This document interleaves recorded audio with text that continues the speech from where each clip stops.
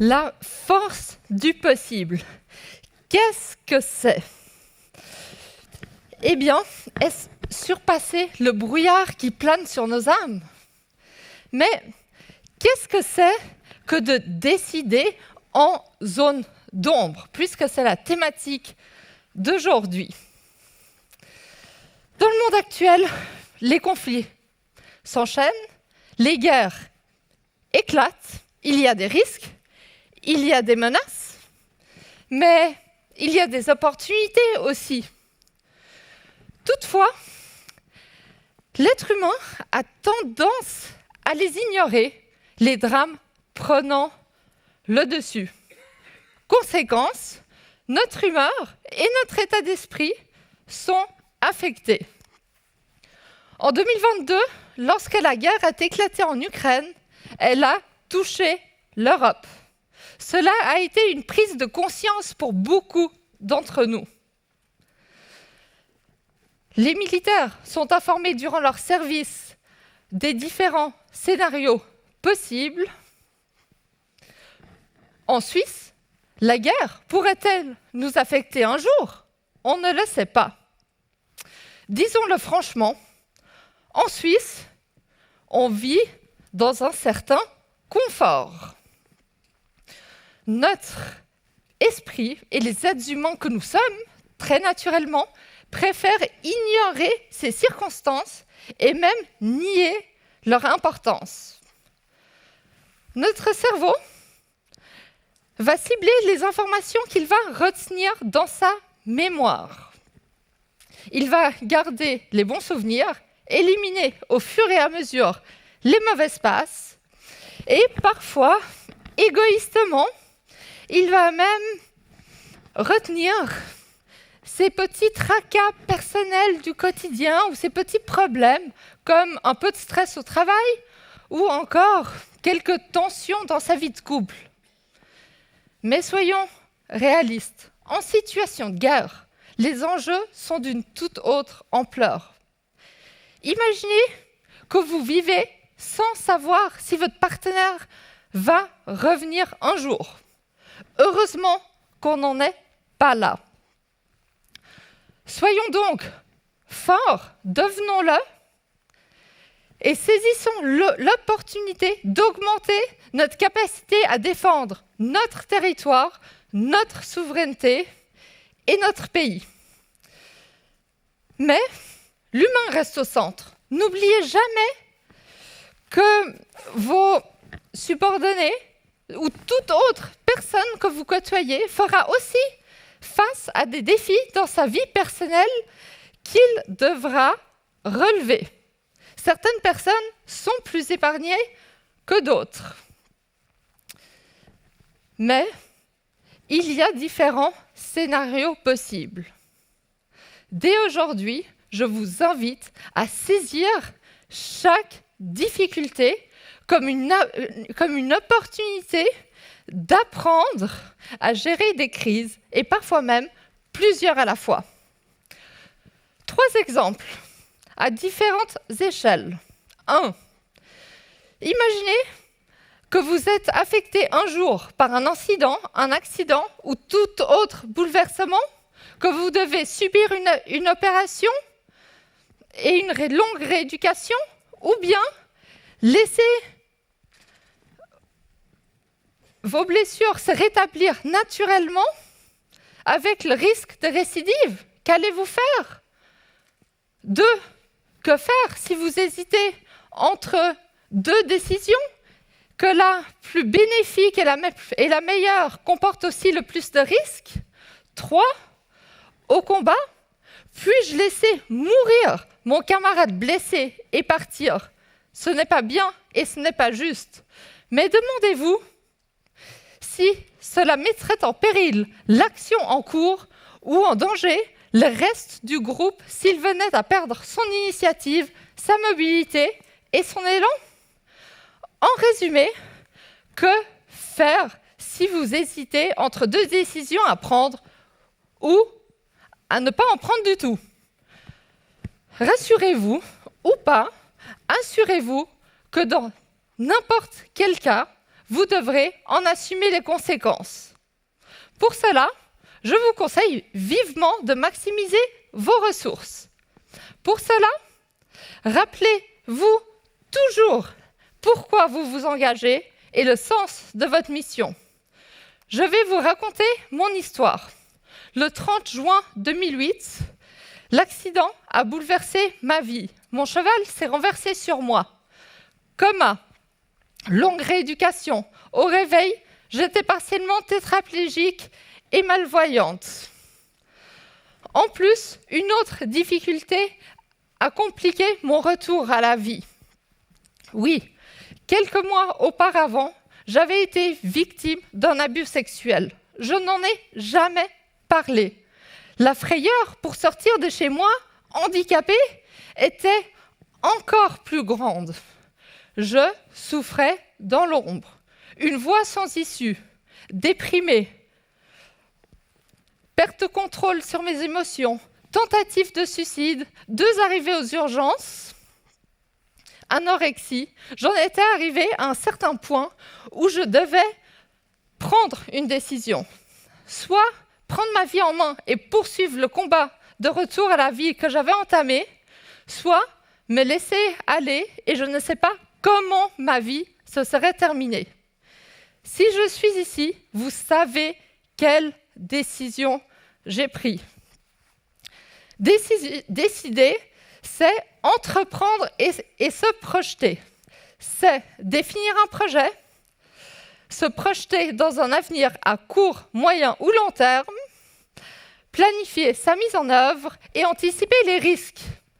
Et oui, que faire si un imprévu survient ? Vous devriez faire preuve de flexibilité et de créativité. Enfant, je rêvais des Jeux olympiques, de pouvoir y participer. Handicapée, je savais que les Jeux paralympiques existent. Le sport d'élite a été mon meilleur médicament et c'est ce qui m'a permis de progresser et toujours de garder la tête hors de l'eau. J'ai pris un défi après l'autre pour ce qu'il était, pour m'améliorer, pour revenir à la vie. Oui, l'équitation m'a aidé à récupérer beaucoup de capacités, à gagner de l'expérience en compétition, de me fortifier et puis finalement de participer aux Jeux paralympiques de Rio en 2016. Décider, c'est formuler une intention particulière ainsi qu'évoquer les dispositions particulières. Faire un plan, je vous en parlais. Entreprendre, c'est faire, organiser, prévoir et procéder par étapes. Faire un plan, c'est passer de l'idée à la réalité, de la conception à la réalisation. Ma première carrière sportive en équitation m'a appris plein de choses. Par besoin de nouveaux défis, je me suis réorientée et reconvertie en athlétisme.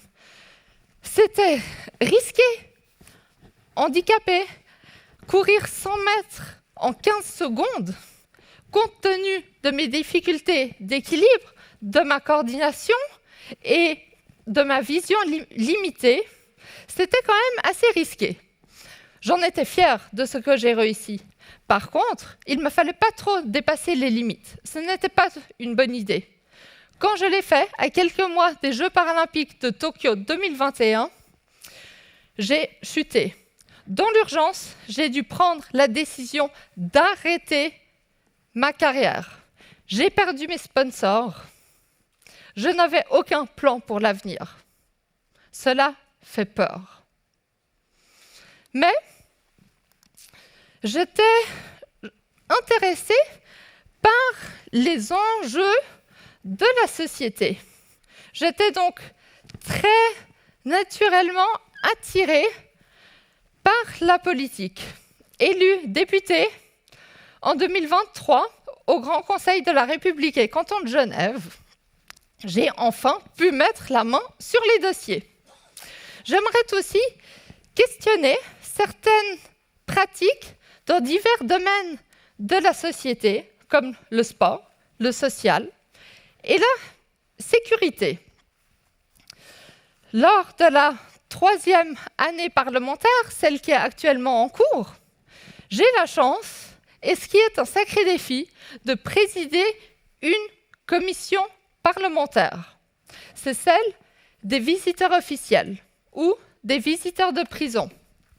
La détention est un monde, une zone d'ombre en soi. Eh bien, j'ai déjà dû prendre des décisions d'action et de visite pour l'ensemble de la commission, même en période de vacances scolaires. Et figurez-vous que les commissaires sont issus de 7 partis politiques différents, 7 conceptions de la vie différentes. Il nous faut agir en collégialité. C'est mon objectif et cela ne va pas de soi, mais tout est possible, comme j'aime toujours le dire. Décider, c'est choisir aussi. Quand vous avez une situation A, pour passer à la situation B, vous devez prendre une décision. Une nouvelle décision va vous emmener à la situation C. Et ainsi de suite. On peut donc dire que la vie est une série de choix. Décider, c'est évoluer. Décider, c'est agir. C'est appliquer une décision, peu importe l'impact, peu importe si elle plaît ou pas. En sport, quand tout va bien et quand on gagne, tout le monde est heureux et tout le monde nous suit. Par contre, quand nous faisons face à des difficultés, et j'en ai vécu, l'importance de soi-même prime toujours au-delà des autres. Donc, même au sein de sa propre équipe, on pourrait faire face à des surprises. Ma retraite sportive n'aura duré que 6 mois. Compétitrice un jour, compétitrice toujours. J'ai repris le sport de compétition en cyclisme. Et cette fois, c'était la bonne, puisqu'il s'agissait d'une discipline qui est plus adaptée à mes capacités physiques, et donc aussi moins risquée, bien que le risque soit bien toujours présent, et je l'ai vécu aussi. Ceci dit, résultat, j'ai décroché une multitude de titres, dont 2 médailles d'argent aux Jeux paralympiques de Paris 2024 et 2 titres de championne du monde en 2023 et 2024. Ce dernier titre en contre-la-montre que je serai à nouveau emmenée à défendre à la fin du mois d'août. Parlons maintenant de l'armée.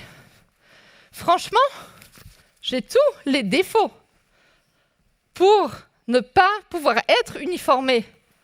Mais je suis ici, devant vous, en gris vert. Pourquoi est-ce que j'ai eu cette opportunité? Grâce à mes performances sportives sur la scène internationale, j'ai été sélectionnée pour faire l'école de recrues en sport d'élite à Macolin. Je fais aussi des missions de représentation au sein de l'armée. Je participe et j'interviens à certains rapports. J'aimerais aussi ouvrir des portes restées fermées pour moi et pour les autres. Vous pensez bien que je parle du handicap. Mon but est de sensibiliser.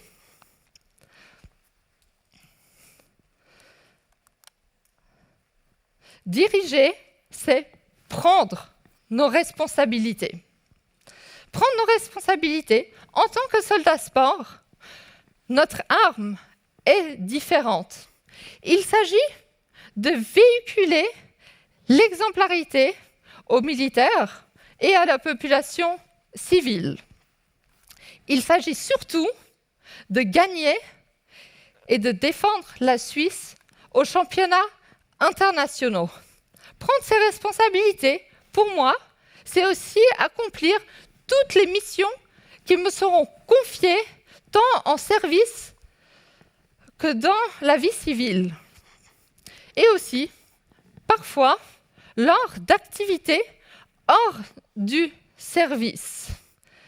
J'y reviendrai. J'ai été promu officier spécialiste, donc j'ai vite compris, côtoyant beaucoup d'officiers, que ce qui les distingue des autres, c'est la marche des 100 km. Handicap ou non, il m'a donc bien fallu les faire tôt ou tard. Sachant que j'ai été promue au 1er avril, à peine 2 mois plus tard, début juin, je me trouvais sur la ligne de départ des 100 km de Bienne. Ayant une vie personnelle extrêmement chargée, j'étais épuisée. Je suis arrivée au départ sans savoir si j'allais faire 10, 20 ou 30 km. Finalement, après 40 km de pluie, nous avons, en patrouille, continué à marcher, avancé un pas après l'autre, jusqu'à la ligne d'arrivée. Nous avons terminé en 20 heures et 30 minutes. Mais c'est seulement un petit défi par-ci par-là. L'année passée déjà, j'étais aux 4 jours de Nimègue, donc il me fallait marcher 4 fois 40 km. Ce n'était pas donné vu mes difficultés. Par contre, c'était osé à 6 semaines des Jeux paralympiques de Paris quand même. Malgré que j'ai eu certaines difficultés liées à la chaleur le dernier jour, j'ai terminé. Au fil des jours et des kilomètres et des échanges avec les autres, j'ai pu les inspirer à ne pas abandonner malgré leurs plaies qui se sont, au fil des kilomètres, aggravées. Malheur, étant hollandaise d'origine, malgré tout, je me sens quand même un petit peu obligée d'y retourner cette année avec la délégation suisse, bien entendu, pays que je représente fièrement. Parlons du tir. Moi, handicapée, mais certes militaire, je ne pouvais pas accepter de ne jamais avoir essayé. Et surtout, je ne pouvais pas accepter de ne pas pouvoir assurer ma défense. Mon inaptitude au service ayant été levée, je n'avais plus de contraintes administratives, bien que je naviguais dans une zone d'ombre. Ayant trouvé une personne qui a été d'accord de m'initier, quelques mois plus tard, on ne peut plus dire que je ne peux pas en faire. Décider, c'est être un exemple. Pour moi, c'est avoir un comportement irréprochable, partager le goût de l'effort et les valeurs d'engagement pour la société et du service à la population. Demandez-vous quel exemple vous souhaiteriez avoir, celui que vous souhaitez donner, ce que vous aimeriez transmettre. Très concrètement, demandez-vous de quoi vous souhaitez qu'autrui se souvienne si vous deviez mourir demain. Décider, c'est mener, c'est être un leader, c'est pouvoir, grâce à votre volonté et votre motivation de faire, emmener autrui au-delà des frontières. C'est donner envie de suivre. Mener, c'est aussi transmettre le fait qu'on soit passionné. Décider dans l'ombre, décider tout court, c'est beaucoup de choses. C'est complexe. Décider permet aussi de débloquer une situation et d'évoluer.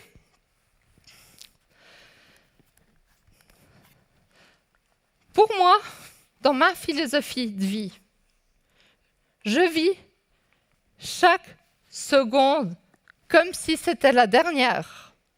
Chaque seconde, chaque instant, sans remords ni regret. Je vous invite à faire de même.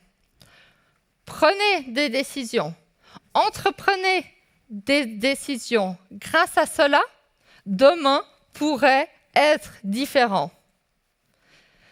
Je vous ai dit tout à l'heure que la vie était une série de choix. Si vous voulez stagner, surtout, n'en faites pas.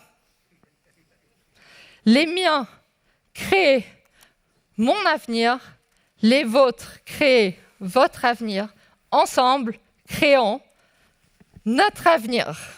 Merci.